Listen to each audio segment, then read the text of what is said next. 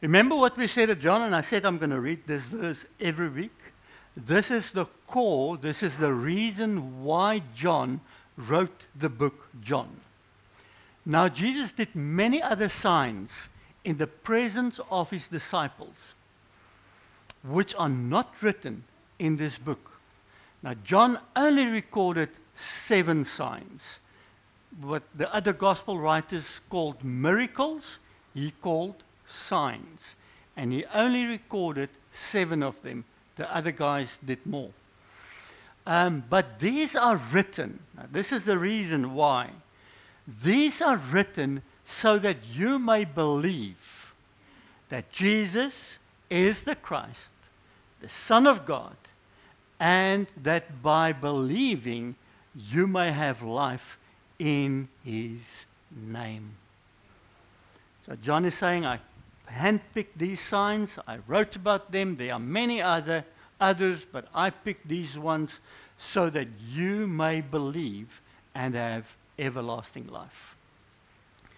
And then we said, just to show you on the roadmap where we are, the chapter 5, this last block of the chapter 2 to 10, is got 2 blocks of whatevers, and the bottom 4 is our feasts that John is writing about. So he's writing about the feasts and then also what happened within the feasts. So last week we looked at the Passover feast and what happened there. And now we are at the Feast of Booths, or Shavuot, or Sukkot, or the Feast of Tabernacles, also called. So now you can see we are on the roadmap. So let's start. I'm going to explain to you as we follow, and hopefully you will see yourself in this journey as well. So Jesus at the Feast of Booths. After this, Jesus went about in Galilee. Now remember, he lived in Galilee.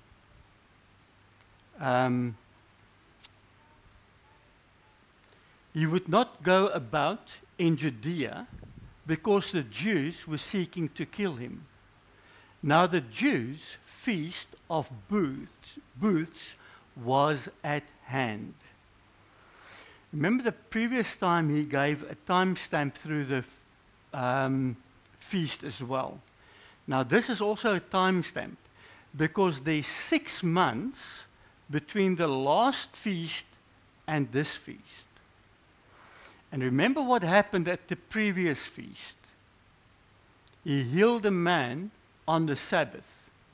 And remember what we said. We said that this man was lame for 38 years. His life was not threatened. Jesus could have waited 1 more day to heal him, but he didn't. He decided to heal this guy on the Sabbath. And then there was conflict because they asked him, who made you?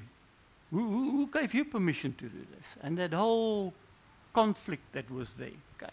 So now 6 months has passed.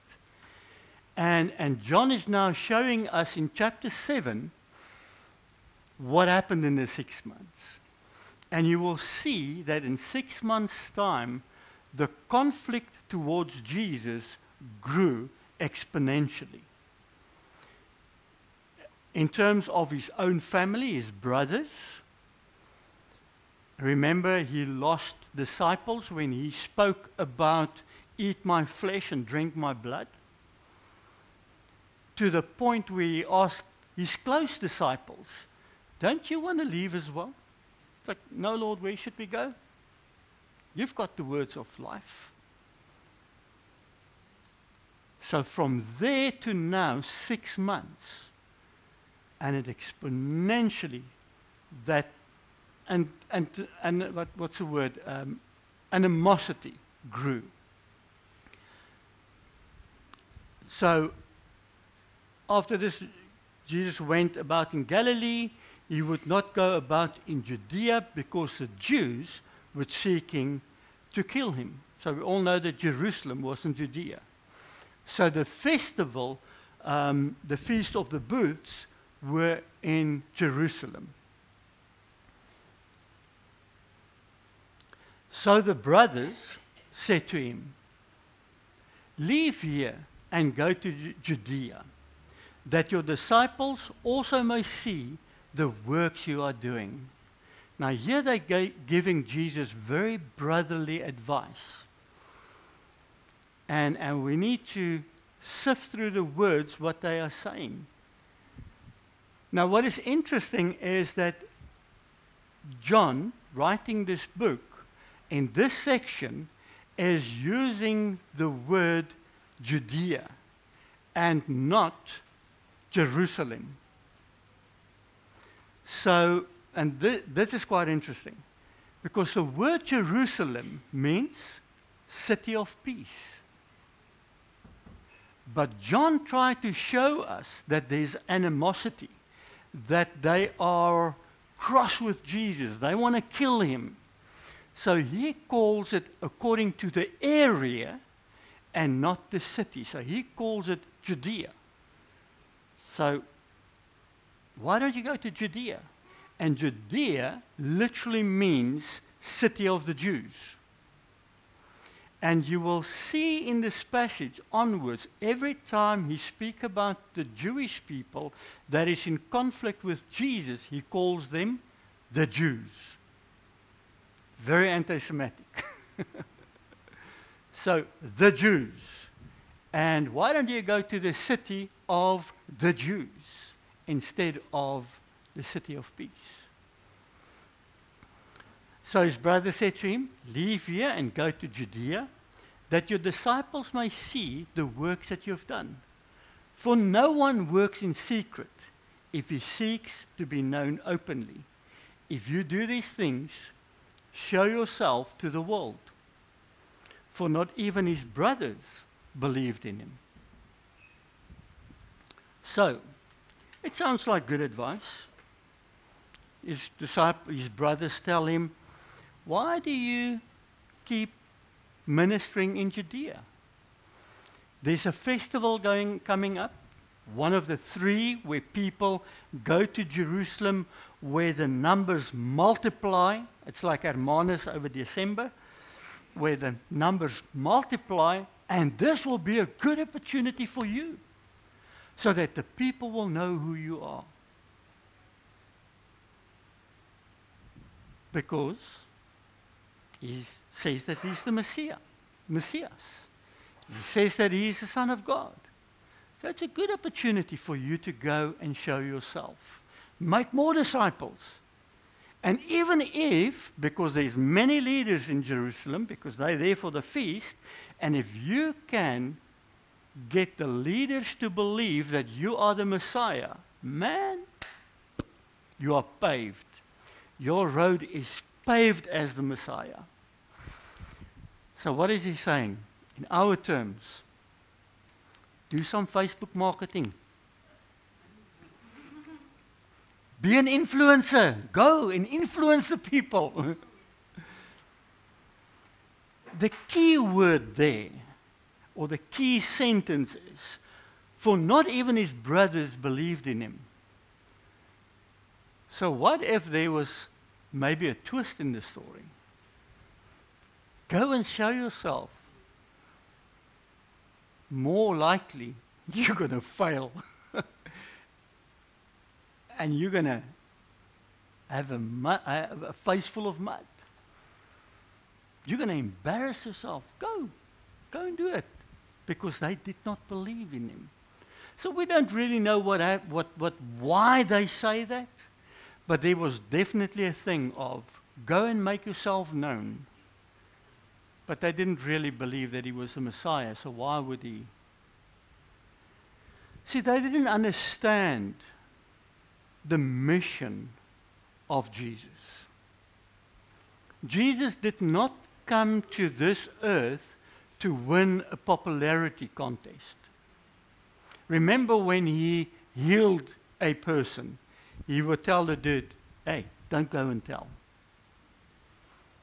In Luke, nou in Afrikaans in theology, they call it the Lucas vraagstuk. So the big question, why would Jesus say, do not go and tell? And then when Jesus asked his disciples, who do the people say I am? Elijah, one of the prophets that came back. And then, who do you say I am? And Peter, the bold one, you are the Son of the living God. And then he says, don't go and tell. And then later on, Luke answers that question himself. He says, where Jesus tells his disciples, don't go and tell, so that the leaders don't come to a place of believing this, because I need to be crucified and die. So that's the reason why Jesus told them. Don't convince the leaders. So Jesus knew that going to the Jerusalem is not about convincing the leaders. It's not about going and doing public relations work. If I go, it is to do the work of my Father. That's it. So, and this is what Jesus answers them. Jesus said to them, my time has not yet come. But your time is always here. My time has not yet come, but your time is always here. Man, you think like the world. You are in the world. You're safe. But there will come a time where I will die, and it's not yet my time.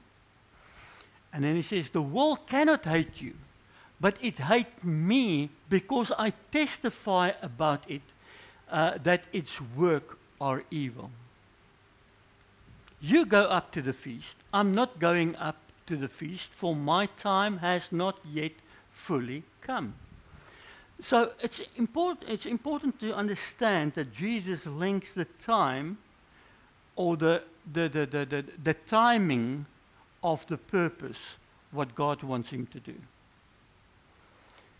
It's not only about the purpose. It's not what God gives us to do, but it is also what is the timing of what we need to do it. And that's the important one.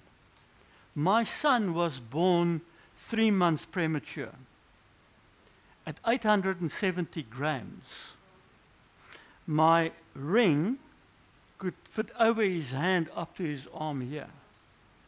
His body was literally see-through. I could see into his body.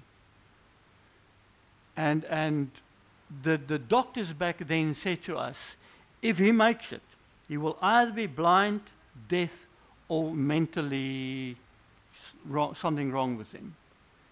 And he, hoe oud is Nathan now? 27. Nothing is wrong with him.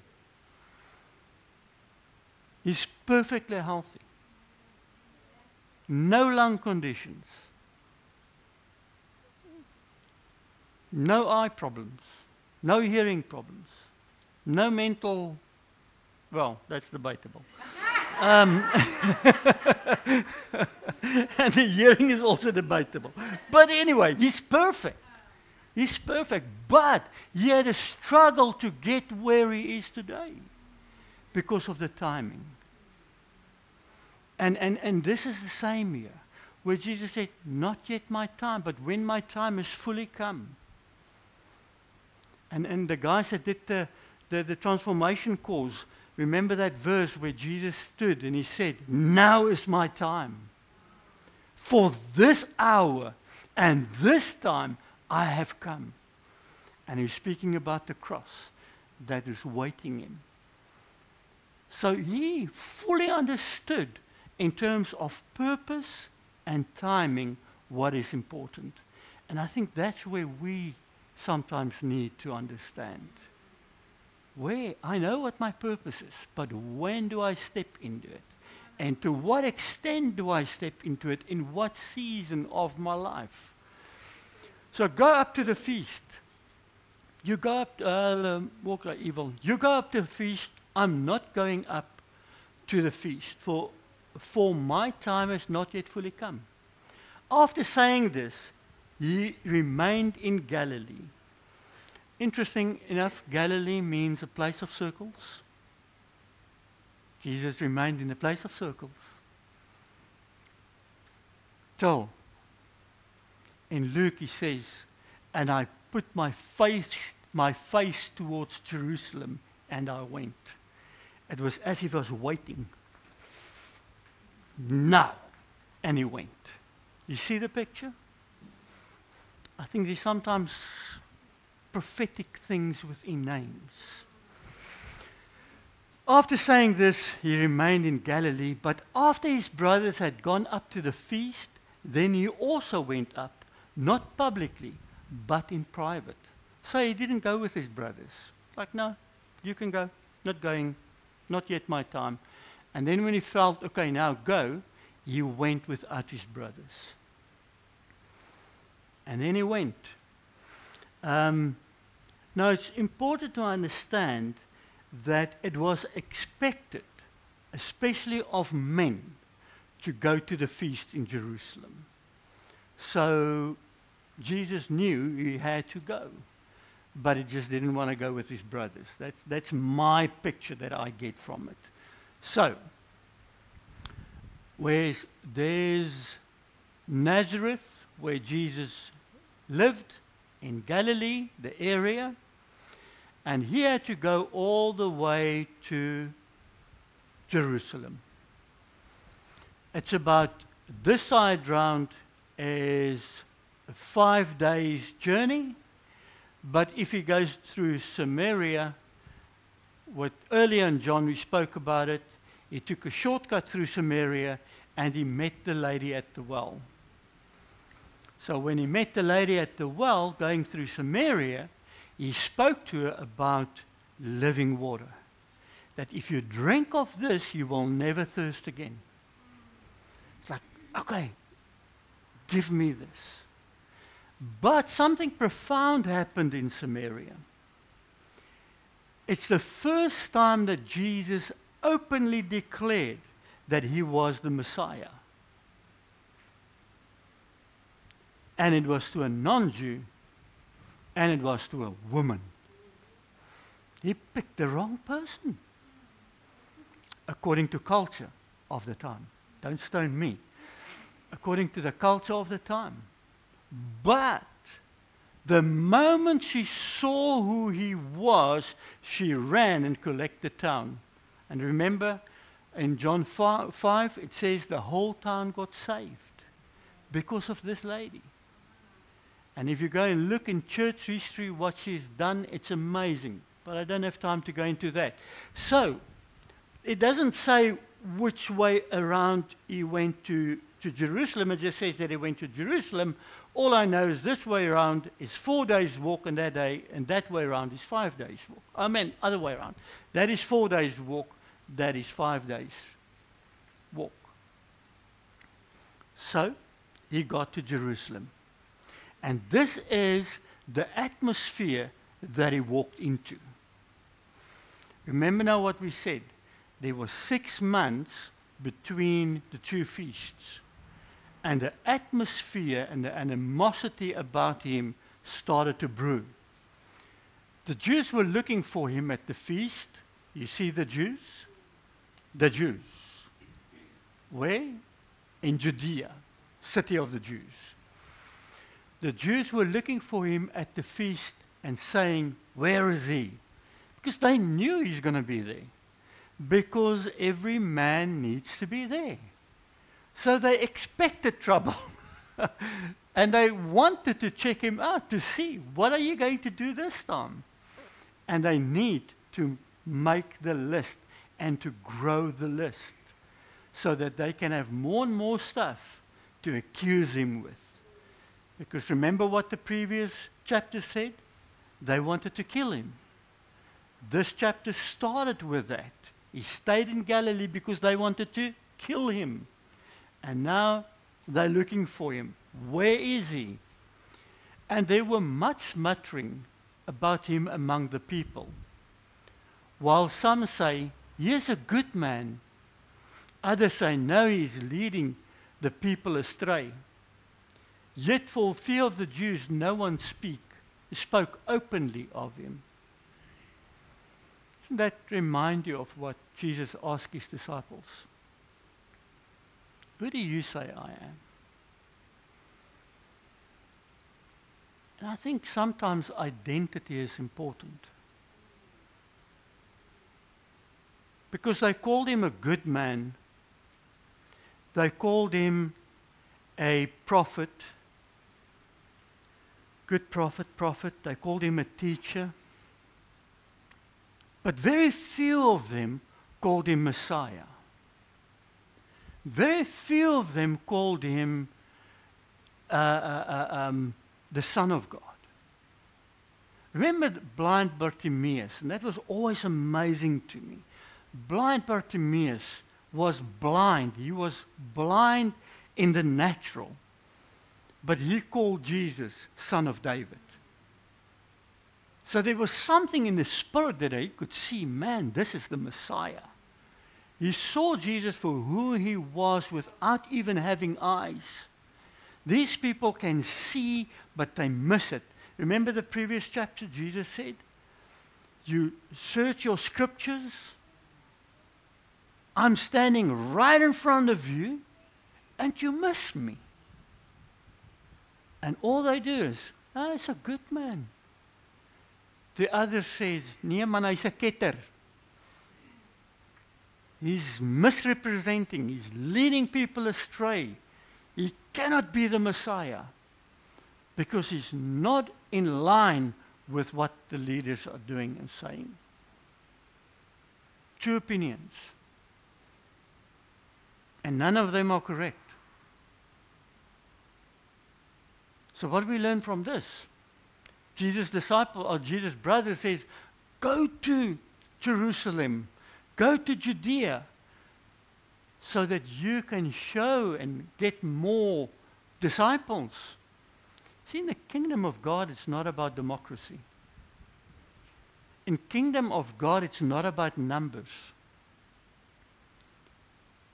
100 people can decide that he's a good man, or 100 can decide that he is a person leading people astray. And one person can say he's the Messiah. Guess what's the truth? The 100 to 1 or the 1 to 100? The 1 to 100. And if there was nobody that said he was the Messiah, but 1,000 that said that he is leading people astray, God's truth still remains. It's not about numbers.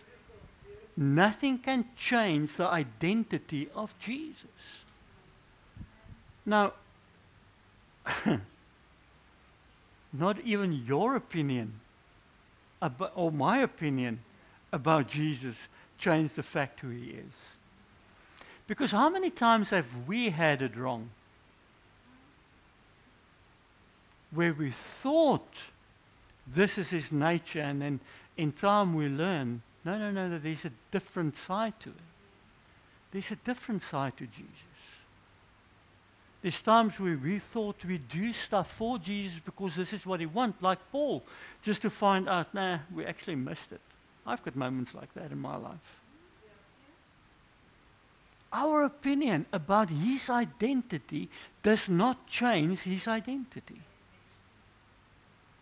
But other way around, his opinion about us change our identity and change who we are.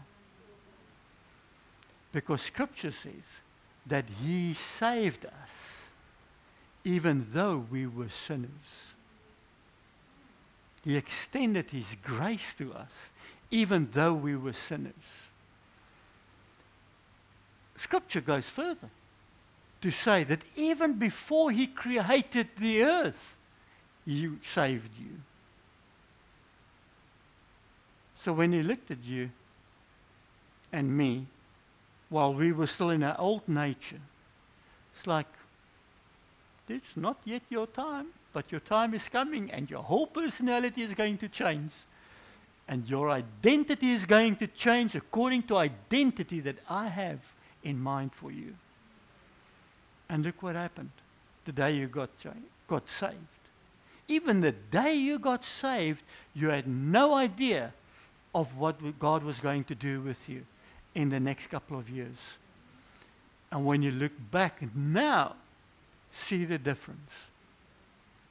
There's a huge difference.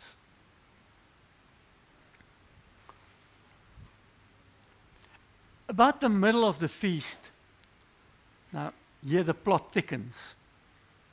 About the middle of the feast, Jesus went up into the temple and again teaching. The Jews therefore marveled, saying, how is it that this man has learning when he has never studied? Jesus answered them, my teacher is not mine, but his who sent me.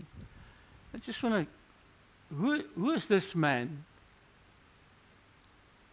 How is this man has no learning? He never studied. Remember how John introduced Jesus. He is the Logos, the Word of God that came from God. So in big language, in theological language, we would say that he is the incarnated Logos of God. He's the Word of God that came. He's the breath. Jesus says that if you've seen me, you've seen the Father. If you have not seen me, you have not seen the Father. I only speak what I hear my Father say, and I only do what I see my Father do. So if you see me, I represent my Father. So Jesus answered them, my teaching is not mine, but he who sent me. If anyone's will is to do God's will, he will know whether the teaching is from God or whether I'm speaking from my own authority. So if you're from God, you will know. The one who speaks of his own authority seeks his own glory, but the one who seeks the glory of him who sends him is true, and in him there is no falsehood. Now hear how he challenged them. Has not Moses given you the law? Yet none of you keeps the law. Why do you seek to kill me? Remember what he said to them. He said to them, you search the scriptures and I'm standing right in front of you and you miss me. So the law is pointing towards Jesus. And he's saying, you believe Moses, but you're not keeping the law. Because you want to kill me. So Colossians 2 says that this side of the cross, everything that happened in the Old Testament, is pointing towards Christ. Remember? And it's using the language to say that this side is the shadow of the things to come, of which Christ is the substance. So the substance is standing right in front of them saying, hang on, you want to kill me? So don't tell me that you keep the law, because it's pointing to me. Jesus answered them, I did one work. Oh yeah, there's one more sentence. The crowd answered. You have a demon. Who is seeking to kill you? So, blessed be you if you are called to have a demon. For the right reasons. Because they said to Jesus he had a demon. Jesus answered them, I did one work, and you all marveled at it. Moses gave you circumcision, not that it is from Moses, but from the Father, and you circumcise a man on the Sabbath. Hear this now. You circumcise a man on the Sabbath. If on the Sabbath a man receives circumcision, so that the law of Moses may not be broken, are you angry with me because on the Sabbath I made a man's whole body well? Remember the man that he healed? And he says, man, you've got double standards. You're not even, they were not even allowed to pull a chair like this on the Sabbath, because it will make a groove in the ground, and that's plowing. And you're not allowed to plow on the Sabbath. Even today, you're not allowed to flip a switch on the Sabbath. Because when you flip that switch, there's a little spark inside, and you're not allowed to make a fire on the Sabbath. You were not allowed to do any work. So the Jews today, I lived in a Jewish area, the Jews today have timers to switch their lights on and off on the Sabbath, to switch their coffee machine on and off, so that they don't have to do it. So, double standards. You're not allowed to work any work on a Sabbath.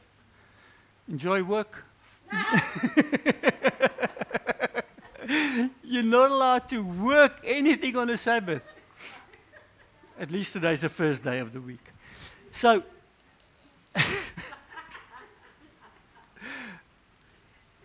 but Jesus says, but you got double standards because you do circumcision on the Sabbath. Why is that permissible? But to heal a person not. And remember, this is what triggers the whole animosity. Do not judge by appearance, but judge with the right judgment. Some of the people in Jerusalem therefore said, is not this the man who you seek to kill? And here he is speaking openly and they say nothing to him. Can it be that the authorities really knew that this is the Christ or the Messiah? But we know where this man came from, and where the Messiah, when the Messiah appears, no one will know where he comes from. That Christ, the anointed one, the Messiah. So they say, here he is, openly preaching now in the temple. Is it maybe possible that the leadership now believes that he is the Messiah? And then they answer themselves, no, it can't be. Because we know where he comes from. He comes from Galilee. And the scripture says that we will not know where the Messiah comes from. So it can't be him. So Jesus proclaimed as he taught in the temple, you know me and you know where I come from, but I've not come of my own accord. He who sent me is true, and him you do not know. I know him, for I come from him, and he sent me. So they were seeking to arrest him, but no one laid a hand on him, because his hour has not yet come. Yet many of the people believed in him. They said, when the Christ appears, will he do more signs than this man has done? So, and they sent people to arrest him and that whole thing. And then we come to a place in the festival that's very important. Now the festival, the booth, Festival of Booths, Sukkot, Tabernacle, they had to make little huts for 7 days. And these little huts were there to remind them of 3 things. The one is that they lived in temporary buildings when they were nomads through the desert. The second one, the provision of God. Remember the previous chapter, it was all about the Exodus. And then the last one, the tabernacle portion, was that God lived with them. Now Jesus is standing there, and God is now with man. He tabernacles with man. That's the word that John used right in chapter 1. That he came to dwell with man, literally pitch his tent, tabernacled with man. So now he's at this feast that is actually shouting about him. And this feast is also a very, very large feast. It's a very loud feast. So what happens is that for 7 days, the priest would walk early in the morning from the temple to the pool of Siloam and draw water in a golden flask. And then he will walk back to the temple. But as he draws the water, the people will drink some of the water out of Siloam as well. And the people would walk with the priest. And they will be singing and dancing and shouting. And as they walk, they will quote these verses. With joy you will draw water from the well of salvation. Come everyone who has thirst, come to the waters. So the people will quote these verses as they carry on. And then they will enter by the water gate and go up to the temple. At the temple, they will now pour this water from the golden flask into a silver pan with little pipey things, and the water will run over the altar.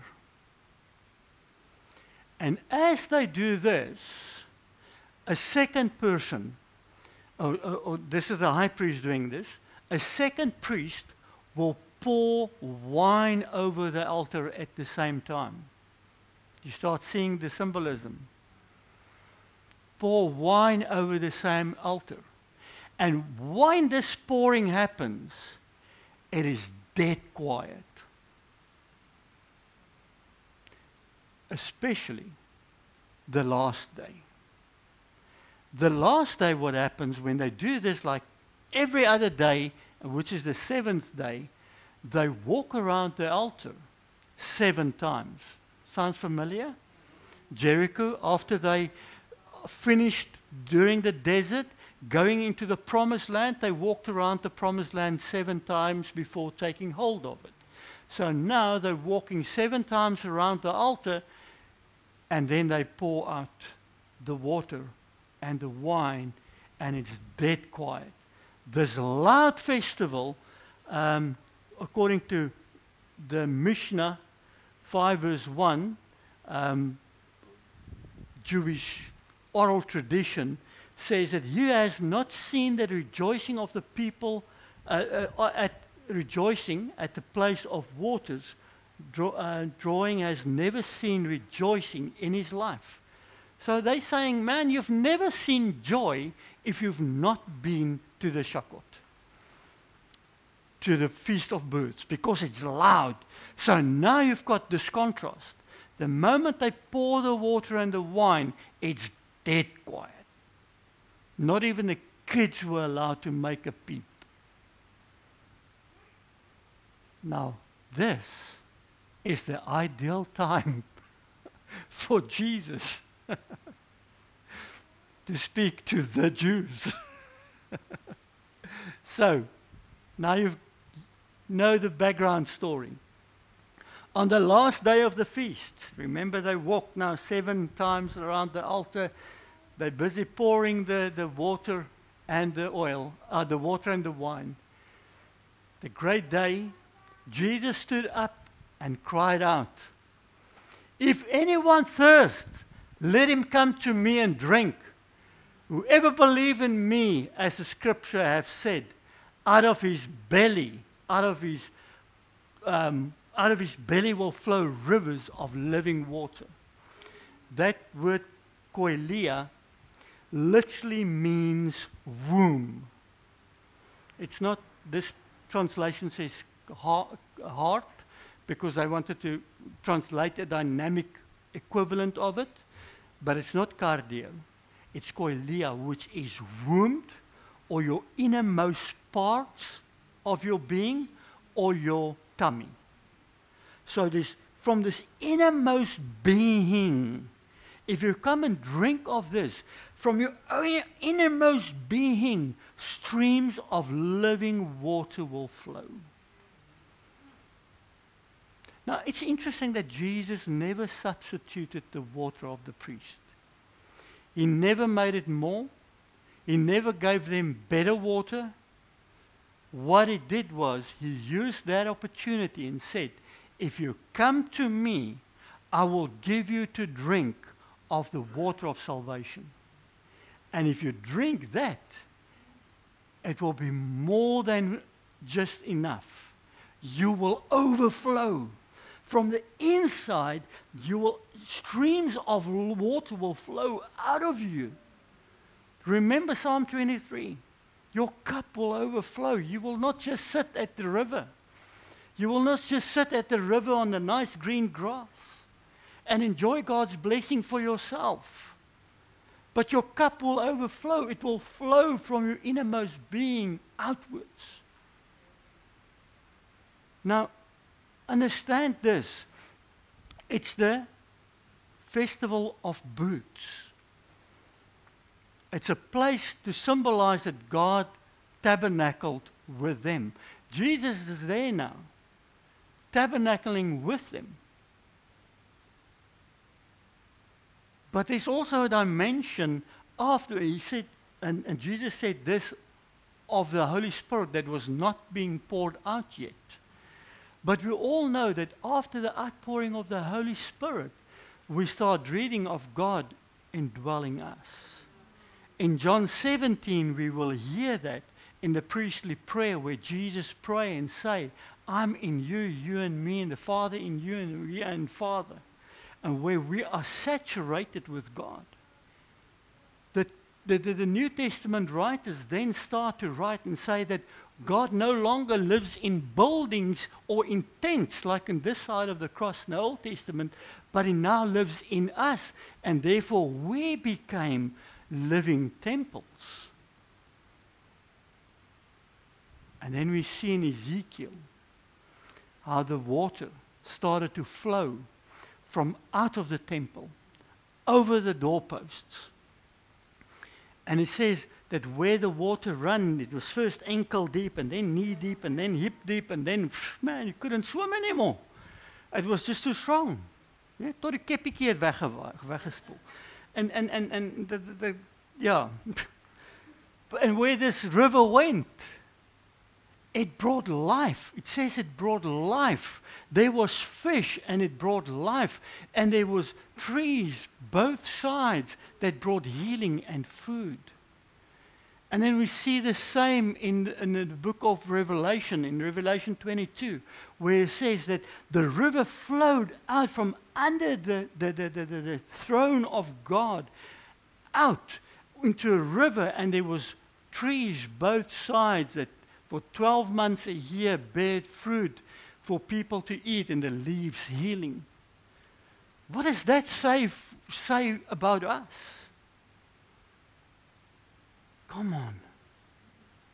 There's power within us. God poured out His living water into us, not for us to sit on our bums and to go to heaven, but to step out in the kingdom and allow the water to flow and to leak from us. So that water that was poured out pointed backwards to the provision of God. But then there's a place where it comes to where the wine was poured out with the water. Remember, on the altar, a place of sacrifice. Remember what happened with Jesus when He was crucified and they speared Him? Water and blood flowed from His side. And that was a symbol of the water and the wine. But then water this side, wine this side, wine pointed towards the outpouring of the Holy Spirit. Remember, new wines and old wineskins, new wine and new wineskins. So what happened when the Holy Spirit was poured out? It was early in the morning. As this happened early in the morning. What happened when people saw them receiving the Holy Spirit? They're full of new wine. Look, early in the morning, they drunk already.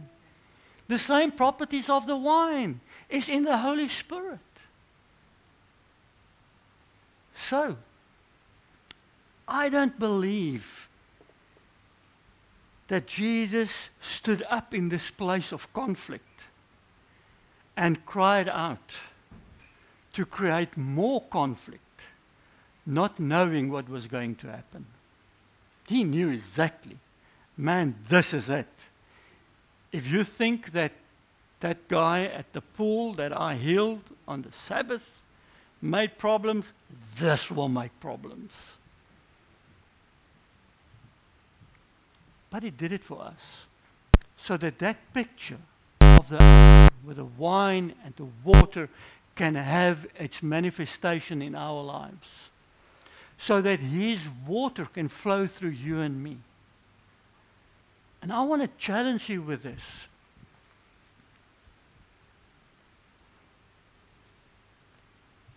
Jesus want to tell you that you have a river in your belly. And I want to challenge you with this. You can sit on your river and not let it flow, and you will go to heaven. But you can use it to bring life. You can use it to influence people. You can use what God has given you to extend it and let it go to people and to change lives. It's a portion that says in the New Testament where he says that God poured his love into us. Now, if he poured his love into us, then it is like this. There's water. Like this.